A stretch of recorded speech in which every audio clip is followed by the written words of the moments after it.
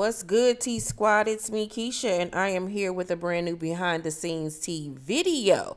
So, the long awaited second season of P Vallley will be airing on Starz June 3rd, and June 3rd cannot get here fast enough. Oh my God, I'm so excited. What I did find out is that the first episode on June 3rd will be airing on a Friday night. But after that, it'll go back to coming on Sunday. So it'll only be on that Friday for the first episode, and then it'll return back to Sundays on season 2, episode 2. I don't know exactly why they have the first episode airing on a Friday night. Don't know. Starz is weird, but I digress. Anyway, shout out to the T Squad member that sent me over these photos about a month or so ago. I forgot your name. I'm so sorry. Please say who you are down below in the comment section. But she sent me over all these behind the scenes pictures and videos of when they were still filming, and it seems like in this scene they were filming at a motel, and there was a lot of scallywags and strippers and scrippers at this hotel that Lil Murder was at, and they had some quite colorful extras. That's all I will say. I also have video of Johnny Blaze on set. Take a look at all of this behind the scenes T videos and pictures. It got me even more hype for the season to begin. You know I will be doing reviews. Got a lot of this tea also from P Vallley Updates on Instagram. Please follow them. They are a huge supporter of my channel and my IG. So make sure you follow P Vallley Updates on Instagram.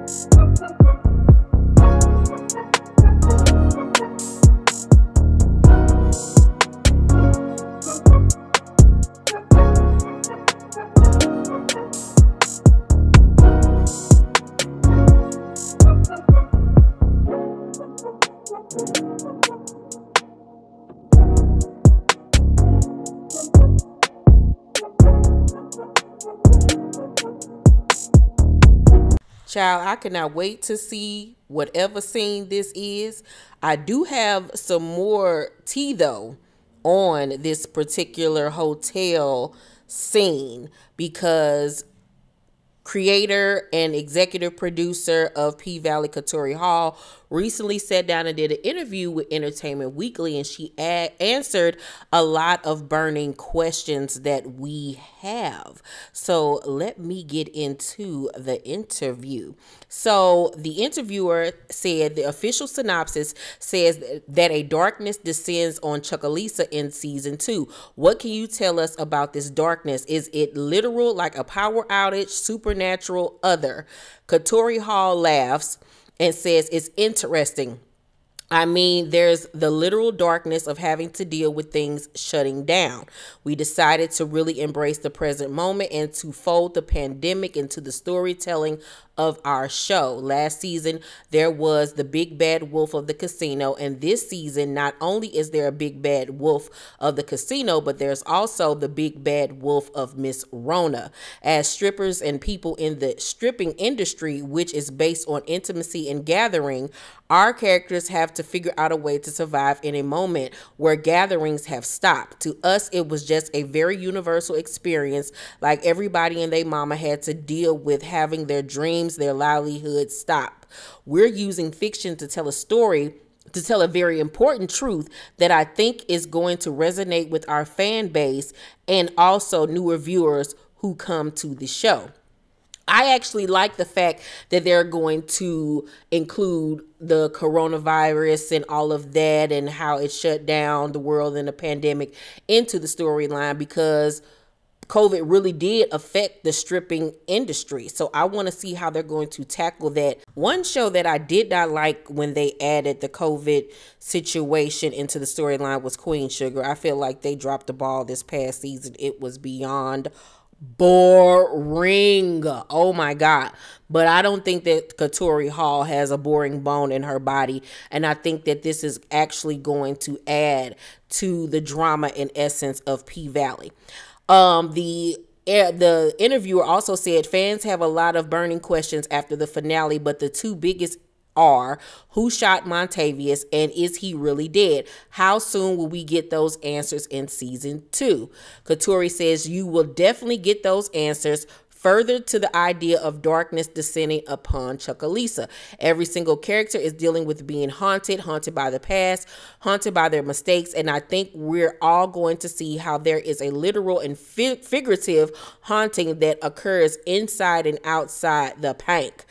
Those characters that went into that room, Haley, Mercedes, and Uncle Clifford, they're going to be haunted by what happened in that room. Now, remember when Montavious showed up at the strip club that night, on murder night, he said that he mentioned, you know, the gang that he was in or whatever, and how they would be looking for him and looking for anybody that did anything to him.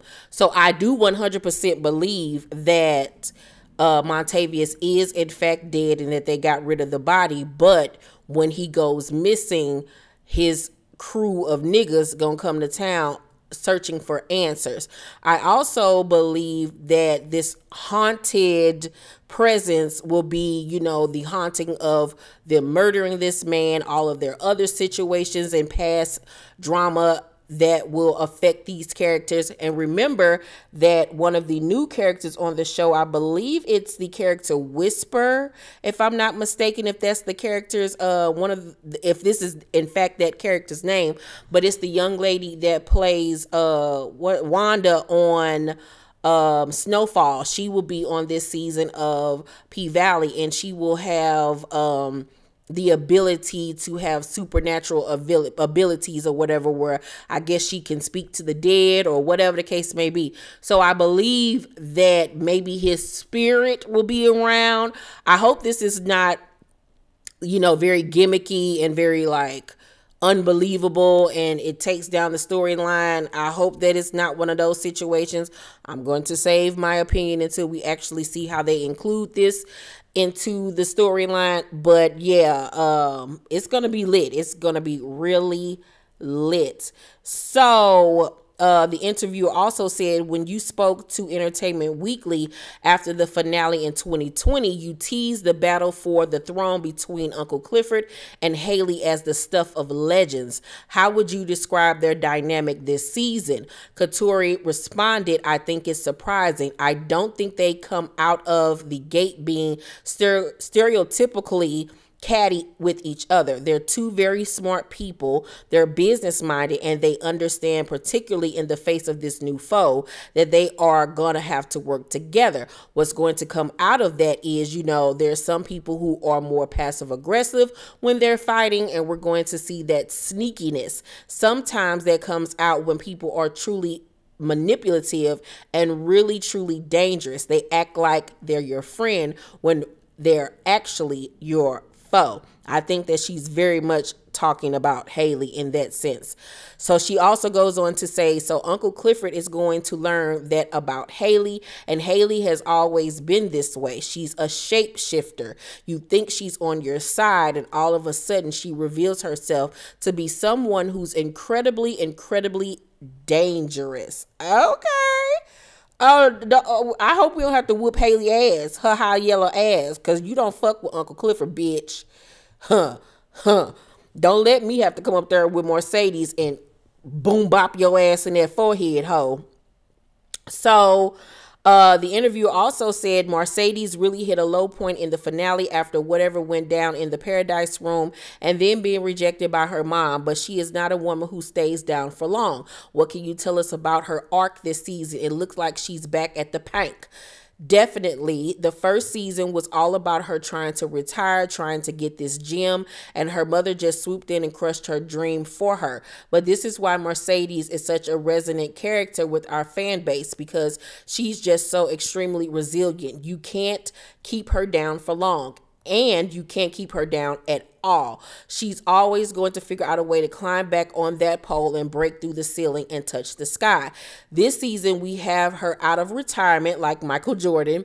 She's whipping around the pole and getting the Pynk back into shape after they dealt with this huge shutdown. She's trying to infuse new life and invigorate this club that's going to be struggling throughout the entire season.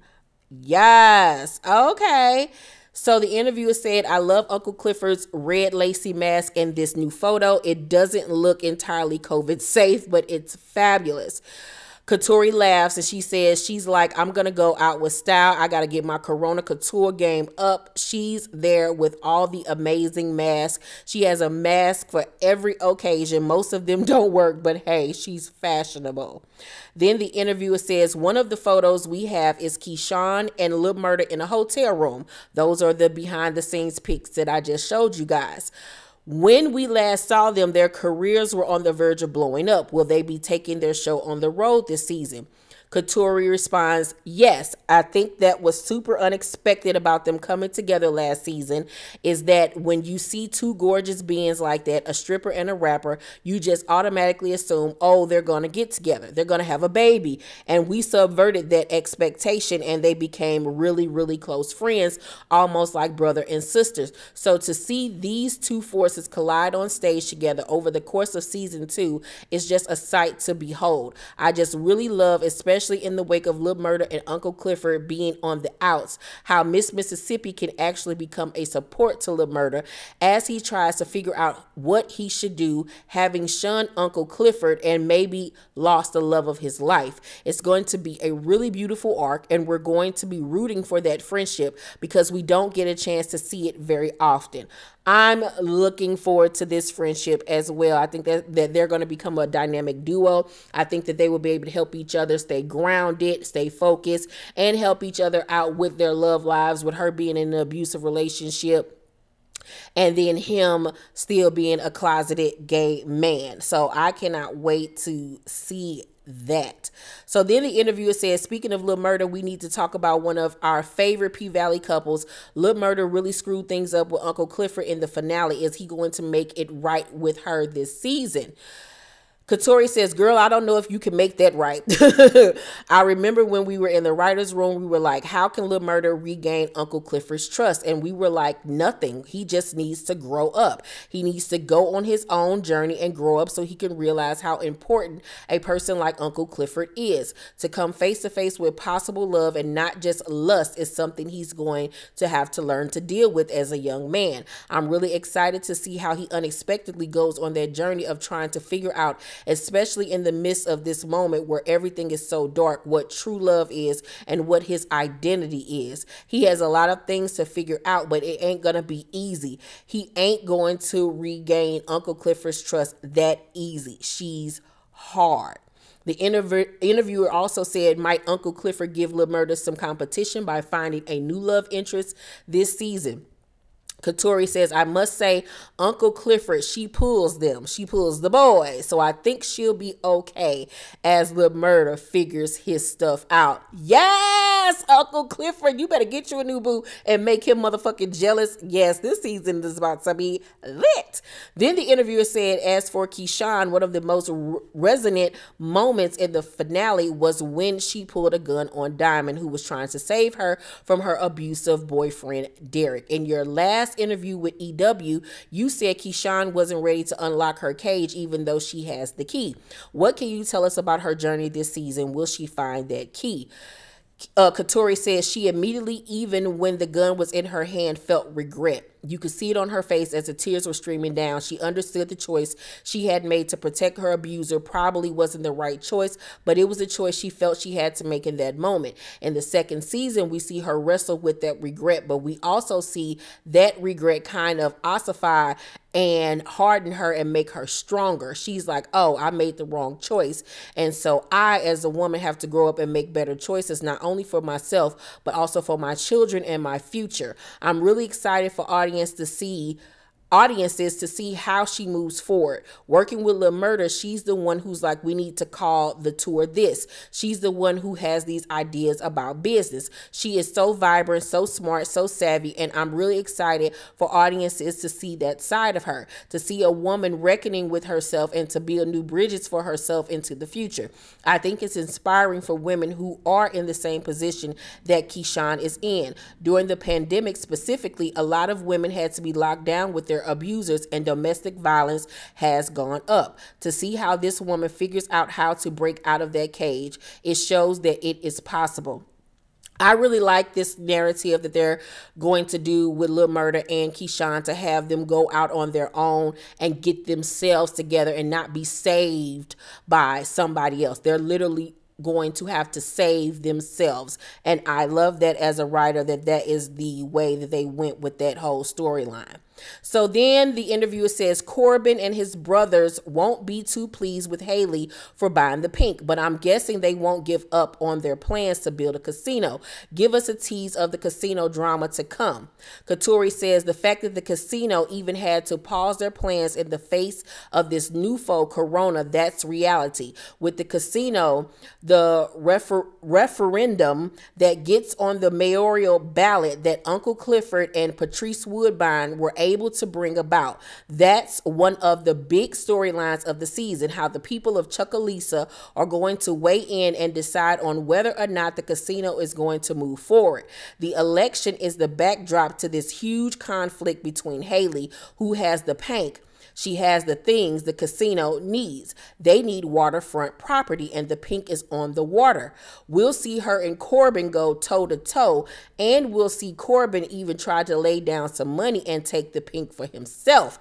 That's also going to be one of the big storylines. But Haley is always out for herself, so she would never, ever, ever sell to someone like Corbin. She wants to deal with the big dogs. She wants to stomp with the big dogs. She wants to deal with the casino developers themselves. But as we know, Uncle Clifford ain't interested in selling. So that's always going to be the core of that conflict between Uncle Clifford and Haley. Who really is the savior of the pink? Last season, we thought it was Haley because she laid down their $250,000 to buy it at the auction. But in all actuality, like I said, she always reveals herself to be super manipulative.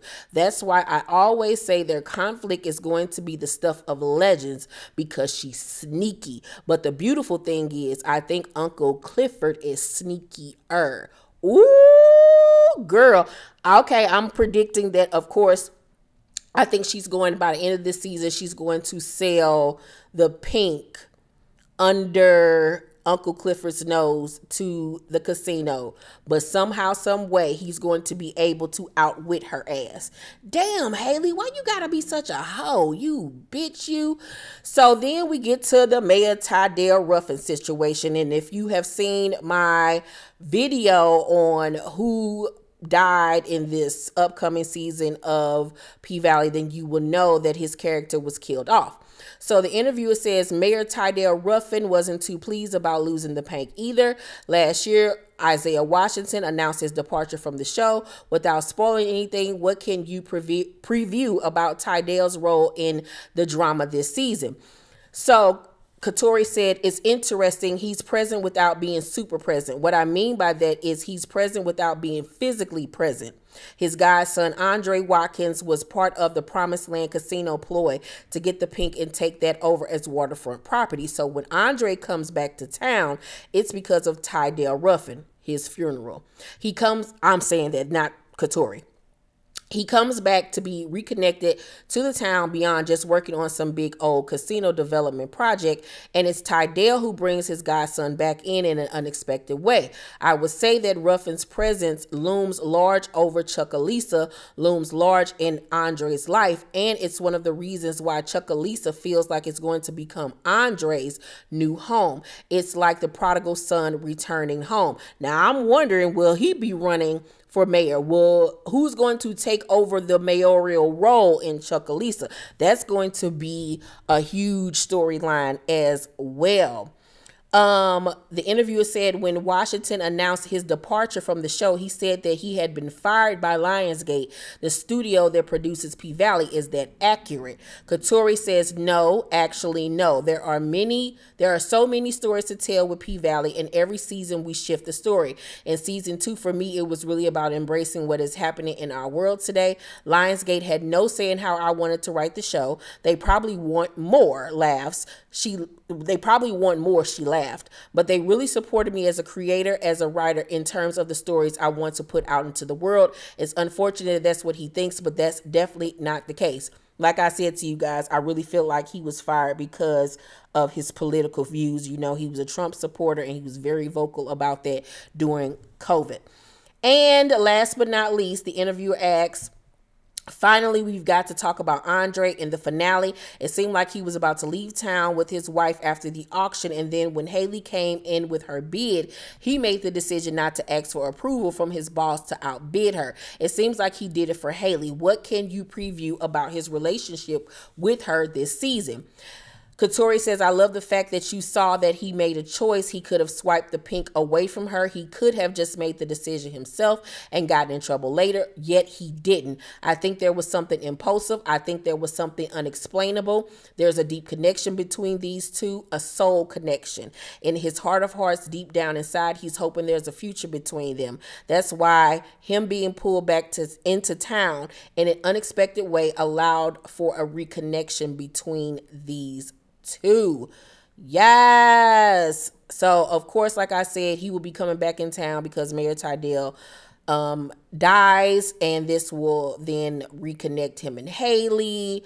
This is going to be a very, very good season of P Vallley. I'm super excited for all of these little Easter eggs that we got out of this Entertainment Weekly interview. As I said before, P Vallley Season 2 premieres June 3rd on Stars. Of course, I will be doing reviews, you guys, so don't worry. Let me know what you thought about all these juicy tidbits that I revealed today in this video. Let's talk down below in the comments section. Make sure to thumbs up this video, like and subscribe, and hit that notification bell button. I love you guys, and I will see you all on the next video. Peace out.